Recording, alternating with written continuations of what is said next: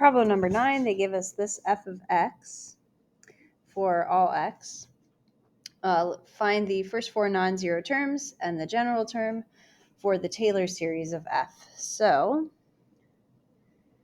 Taylor series of f. Now, this is centered about 0, so we can build this rather than finding f and f prime of 0 and f double prime of 0 and building it like that. So we know the Taylor series or the Maclaurin series for e to the x.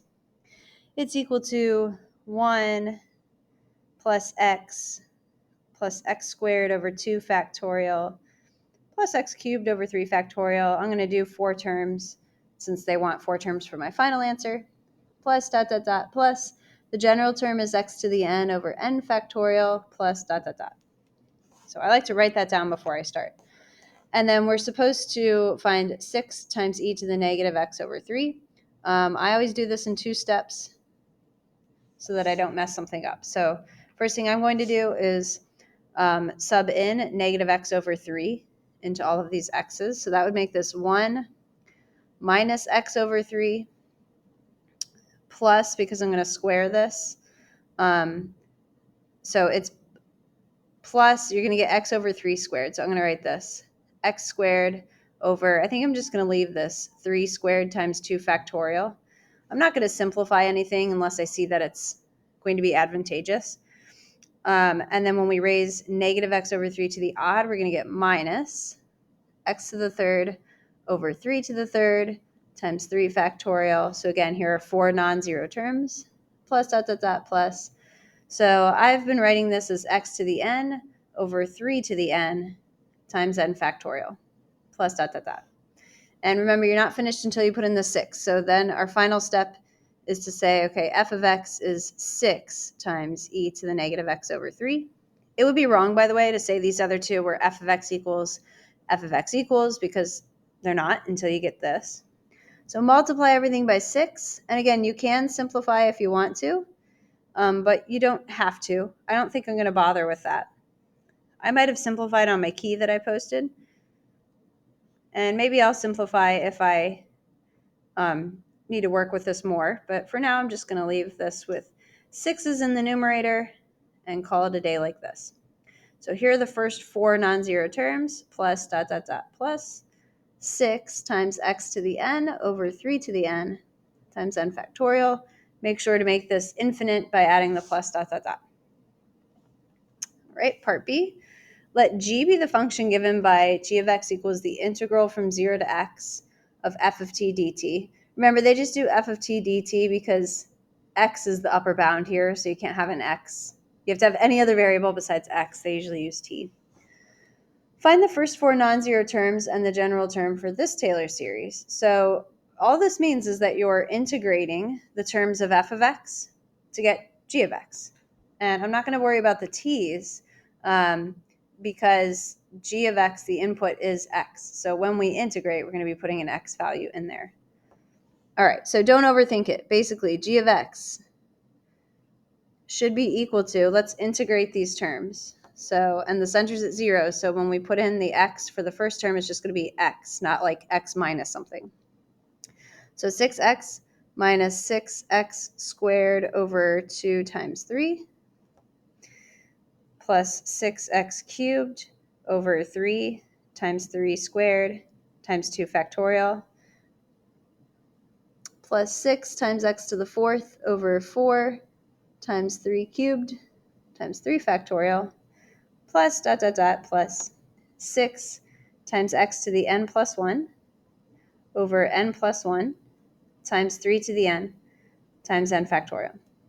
Again, simplify this if you want to, but that's not required for the AP test. And what if we make a silly mistake simplifying for this part when we didn't really have to? All right, now I probably will simplify a bit for part C. Part C says h of x is equal to k times f prime of ax for all x, where a and k are constants, so some sort of number for a and k. Taylor series for h about x equals 0 is given by this, so this is the e to the x series, right? But we have a series here. Find the values of a and k. So We know what the Taylor series is for h of x, but we don't have an expression yet in terms of k, f prime, and a of x. So let's build this first. All right, so for part C, h of x, let's not start with h of x, sorry. Let's begin with what is f prime of x.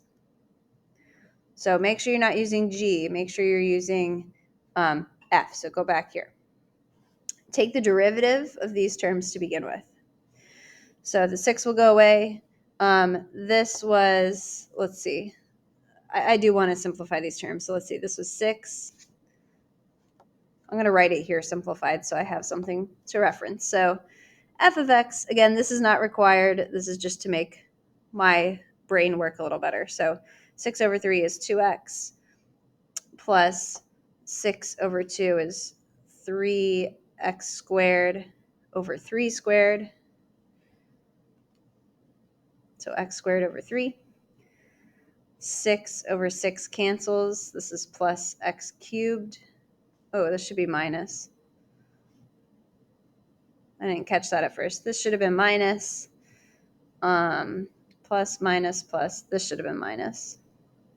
Watch those little details. And I forgot about that in here too. Sorry about that. There we go. You could also do -1, pull a -1 to the n out. Let's adjust that here. Negative x to the n plus 1. There we go. Okay, back to this.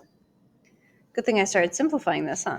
Okay, so minus the 6 over 6 cancels. We're going to get minus x cubed over 27 plus ... plus. And I'm going to leave the nth term as is. I don't think I need the nth term for this necessarily because we're just going to be setting a couple of the first terms equal to figure out a and x, but I'm getting ahead of myself. Okay, so here's f of x a bit simplified. So let's find f prime of x. So f prime of x should be -2 plus 2x over 3 minus 3x squared over 27, which is x squared over 9, plus ... I'm not going to bother with the nth term for this.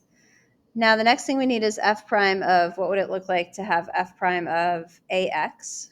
So let's sub in an ax into these terms. So -2 plus 2 times ax over 3 minus ax, the quantity squared, over 9 plus ...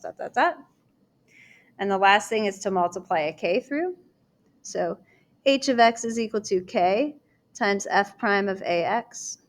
So this is -2k plus 2k ax over 3 minus k times a squared x squared over 9. We're supposed to find k and a. And remember, they told us what these terms are supposed to add up to. So we know this is h of x. We also know that h of x is equal to 1 plus, it was the e to the x, right? So 1 plus x squared over 2 factorial plus ... So we can line these up. -2k has to equal 1. So k has to equal -1/2. And just take the second term. 2 times k, which I now know is -1/2, times a times x over 3 has to equal 1. So 2 times -1/2 is -1. Multiply the 3 over. And oops, I didn't need the x in there. Sorry. Didn't need the x. These are coefficients. Don't want to have an extra value there. The coefficient 2ka over 3 is equal to 1. So negative a equals 3 and a equals -3. So you can see, I don't want to fix this video because you can see how easy it is to make little mistakes. And it mattered that I dropped my minus sign by accident right here, because if I didn't have the subtraction, then I would have that a is equal to probably +3, and I would lose some of those points there. Plus points along the way for having, you get a point for the first two terms correct, and then I'd be docked 1 for the second 2 not correct. So just be careful. It's worth going through these and taking your time. We've got usually have enough time on the AP test to really be thoughtful about each problem.